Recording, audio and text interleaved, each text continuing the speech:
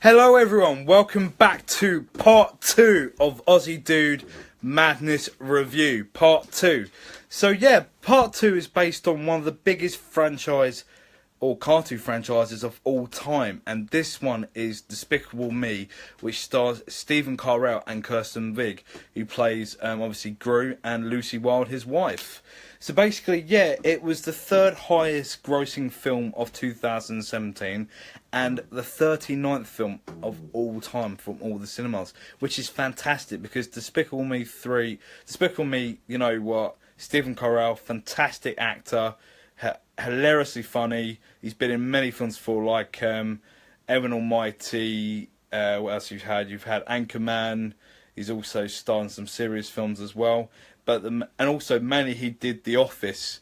Obviously the American version of David Brent.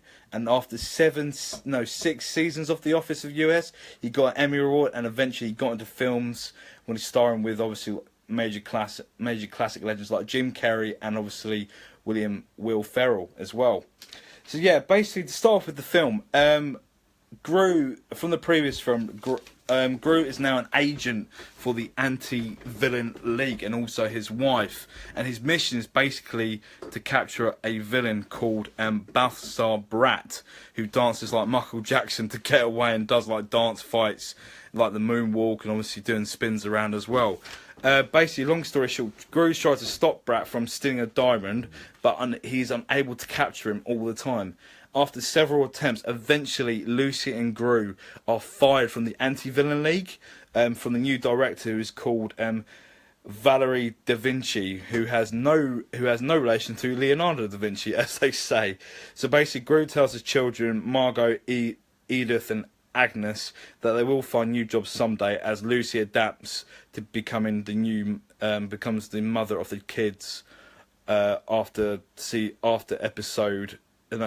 second film, episode 2, after the second film, Despicable Me 2. Hello Nick, and hello Joe. Just thought I'd say hello to you guys. So yeah, long story short, most of the minions as well have also left Gru due to the fact that he refuses to take up villainy again. So basically, since joining the Anti-Villain League to stop other supervillains, the minions, his actual minions, and the doctors have actually decided, do you know what?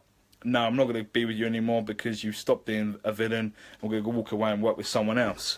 Afterwards, basically, Gru is approached by a butler called Fritz, who's actually the butler of his twin brother, Drew, still played by Steve Carell. He confronted his mother. His mother revealed that when his father and mother both split up, they have one child each that didn't know anything about each other. So basically, Gru and Drew are exactly the same, where one's bald and one actually has blonde hair. They're very surprised that when they first meet Drew in a country called Fredonia, which is, yeah, it's been used in many other cartoons and obviously other films, but they finally used it in a context. Basically, Fredonia is where Drew lives, and long story short, he has immense wealth due to a pig family business. So he's got a pig business, which is kind of funny really. So I don't know how you can get rich off pigs, but I'll be quite surprised. Also, the minions are arrested for trespassing at a talent show in Hollywood, so that's why the minions are arrested. And at the same time, Balthazar Brat, the main villain of the story, actually managed to steal the diamond again and actually uses the power of robots, so he can actually destroy Hollywood for revenge for cancelling his whole show. I don't know what show to be honest with you, don't know what show he had. I don't know if he's a TV presenter or amazing music director. I have no idea. But basically, he's powering up robots so he can destroy Hollywood as revenge for cancelling his show. Drew reveals to Gru that their father was actually a legendary supervillain, and basically when Drew shows all their father's weapons and machines that he made, they bond over a floating car. So basically, Drew asks Gru, because their father saw Drew as the disgrace. Drew asked Gru whether he could teach him how to be a supervillain, and they start to bond over the technology. Long story short, at the same time, Lucy is struggling to be the mother to all 3 children, as she feels she's not fit. However, she does adapt when Margot asks for dating advice, when she's asked by a guy called Nico, who asks her out to go to a traditional cheese festival, which is very uncommon, which is not a bad idea for a first date, but what can you say, eh? Eventually, Drew convinces Gru to get the diamond, but secretly Gru is intending to return it to the anti-villain league so him and Lucy can get reinstated by the new director. However, long story short, however, unfortunately, Balthazar Brat's robot is now powered up by the diamond. Gru gets knocked unconscious by the robot, but however, Drew manages to take out the power core before Brat threatens to kill Gru. And eventually, the most funniest thing, and you've already seen it before in one other film, Gru and Brat decided to have a dance-off battle, or battle dance-off, which can also be seen in another funny film, Guardians of the Galaxy, when it was Starla versus Thanos. So just some reference there for you. So yeah, they both had a dance battle, and eventually, sorry, I keep looking at my laptop just to get some more notes. So yeah, that's my bad. Long story short, he wins the dance battle, and basically he grabs Brat's keys card, which eventually blasting Brat in his own bubble balloon, little bubble gum thing, and blasting him away. Eventually, the minions destroy the gum, which is also covering the city. And also Gru and Drew reunite. At the end, Gru and Lucy actually reinstated into the anti-villain league, and basically Lucy acknowledges both their kids, Gru and Drew, as twins, no longer keeping them separate after their parents divorced. And basically, what Drew decides to do, he decides to become a supervillain, and he still grows ship, and also he takes the minions with him. And what him and Lucy decide to do is that decide, you know what, I'll give you a 5-minute head start before we try and capture you.